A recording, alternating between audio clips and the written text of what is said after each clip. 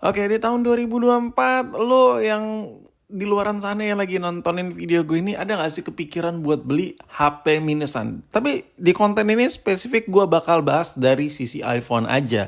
Kalau lu nanya ke gue dari versi Androidnya, nanti lah bakal gue buat video terpisahnya. Karena untuk Android ada segmentasinya cukup banyak ya. Mantan flagship, mid-range, super flagship, and other things like that. Nah, tapi kita fokus dulu ke konten ini. Seperti yang lu lihat, ini adalah iPhone dengan kondisi layar pecah-pecah kayak gini. Nah, apakah worth it nih beli iPhone yang layarnya udah rungkat ya? Entah itu retak, sedikit bergaris. Nah, yang pertama, gue bakal kasih tahu nih. Yang pertama kalian harus lihat dulu. Layar HP, layar iPhone itu masih IPS panel atau udah AMOLED? Udah OLED maksud gue. Kalau lu mau beli yang versi minusan, lihat dulu juga minusnya itu retak-retak atau emang bergaris. Nah, contoh, kalau lu beli iPhone yang minus LCD-nya itu retak-retak, tapi lu lihat dulu speknya nih, spek iPhone-nya itu masih IPS panel. Menurut gue sah-sah aja, worth it aja. Karena di tahun 2024 kalau layar iPhone lo bermasalah dan lu ganti screen ya, ganti LCD-nya, kalau LCD-nya itu masih teknologi IPS itu nggak terlalu mahal. Lu gantinya gampang-gampang aja. Ini menurut gue ya.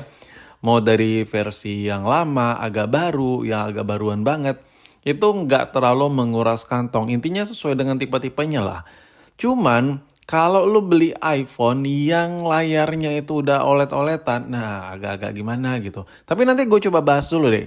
Kita bahas spesifik dari IPS dulu. Kenapa kalau layar IPS itu agak aman? Jadi gini, layar IPS itu grade-nya banyak banget di luaran sana. Lu mau yang grade KW banget, grade agak-agak oke, grade lebih oke laginya lagi ada. Itu grade-nya banyak, segmentasinya banyak untuk screen iPhone. Beda sama Android, kalau Android layar KW-KW-nya itu versinya nggak sebanyak iPhone. iPhone ini karena tingkat pemakaian user iPhone di Indo itu cukup banyak, jadi banyak banget spare part yang dimasukin ke Indonesia tuh yang grade-nya bervariatif. Jadi kesimpulannya, kalau lo beli iPhone yang layarnya bermasalah, retak, bergaris sedikit-dikit tapi masih bisa dipakai, selagi itu masih IPS panel, belum OLED-OLEDan, itu masih worth it aja sih menurut gue. Ya mungkin ada duit, ada rezeki, baru lo ganti ya kan. Nah, kalau lo beli yang versi lawas, contohnya kayak iPhone 6, 6s, iPhone 7 lah misalnya ya, itu lo juga lebih enak lagi. Karena banyak banget di luaran sana teknisi-teknisi yang udah handal parah, itu bisa ganti kacanya aja. Jadi lo nggak perlu tuh beli LCD. Kalau seandainya lo beli iPhone, wah LCD-nya ini masih ori nih. Kalau gue ganti jadi nggak ori ya kan. Karena lo pengen ngincar ke originalan ya, itu masih enak banget untuk iPhone jadul, itu masih bisa digarap. Tapi beda cerita ya, kalau lo beli iPhone minusan layar, tapi itu iPhone yang udah poni-ponian, dari keluarga poni nih ya. Kalau dari keluarga poni dia agak sedikit repot. Lu tonton dulu, lu jangan komen dulu, ini belum selesai nih. Kalau dari keluarga poni, keluarga iPhone yang udah poni ini agak repot ya. Kalau lu misalnya retak dikit, itu ganti kacanya agak mehong. Yang pertama, layar iPhone yang poni apalagi terutama yang udah OLED itu kalau ganti ya berjuta-juta. Ya pasti lo rasain lah. Dan feel-nya itu tetap udah lu ganti, bayar mahal. Rasanya itu tetap nggak seenak layar ori bawaannya, tetap ya, tetap. Dan yang lebih parahnya lagi kalau kita ganti screen, banyak tuh di luar sana. Oh ini ori nih, ori Apple nih. Tapi itu sejatinya bukan Apple banget, bukan ori Apple banget. Benar-benar mirip ori Apple tapi bukan dari Apple banget lah. Intinya wah serem, apalagi lu keluarga boba, lu beli iPhone yang udah keluarga boba.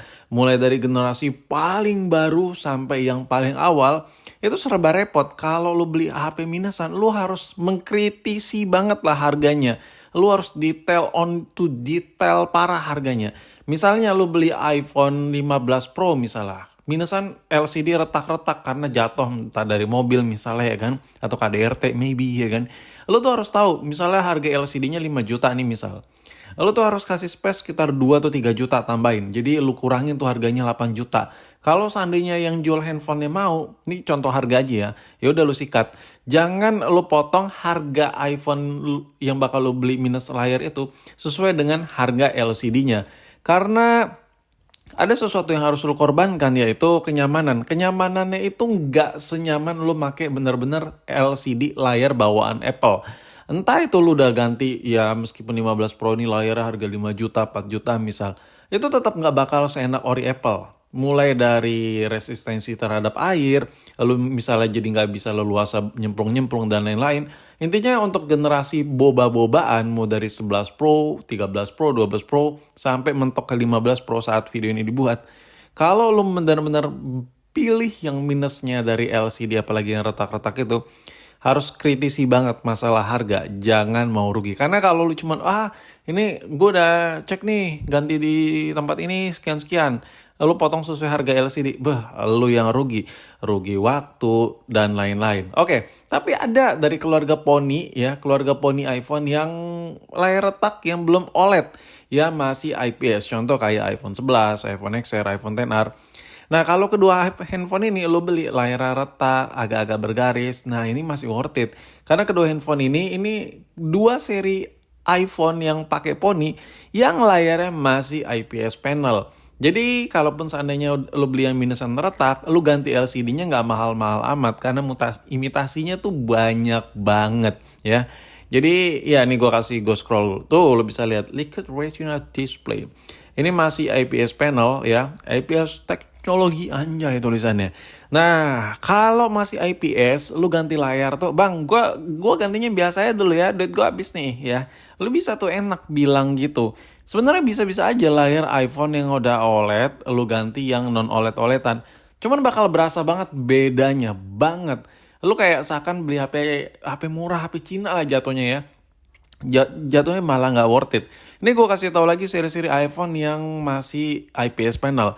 Mulai dari iPhone generasi awal banget, misalnya mulai dari 5S seri 6, sampai iPhone yang seharga motor bekas yang paling baru yang masih pakai IPS panel, yaitu iPhone SE generasi ketiga. Nah, handphone-handphone dari seri 5S, 6, 7, pokoknya seri-seri SE, SE1, SE2 sampai SE generasi ketiga, itu masih IPS panel semua. Jadi kalau lo beli yang retak-retak itu masih nggak terlalu worry lah sama harga spare partnya. Tapi kalau lo tanya ke gue gimana, bang, kalau lo beli yang retak apa kalau lo langsung ganti? Nah, ini balik lagi. Kalau seandainya lo nanya ke gue bodo amat sih. Apalagi retaknya kayak yang lagi lo lihat ini, di bawah home buttonnya retak-retak dikit gitu. Karena apalagi kalau layarnya masih ori, itu nggak bakal gue ganti. Karena nggak terlalu ganggu banget buat gue. Multitasking gue, tap di screen itu nggak ngeganggu banget. Tapi beda cerita ya kalau seandainya kita beli iPhone yang minus LCD, itu ngeblank hitam kan nggak bisa dipakai.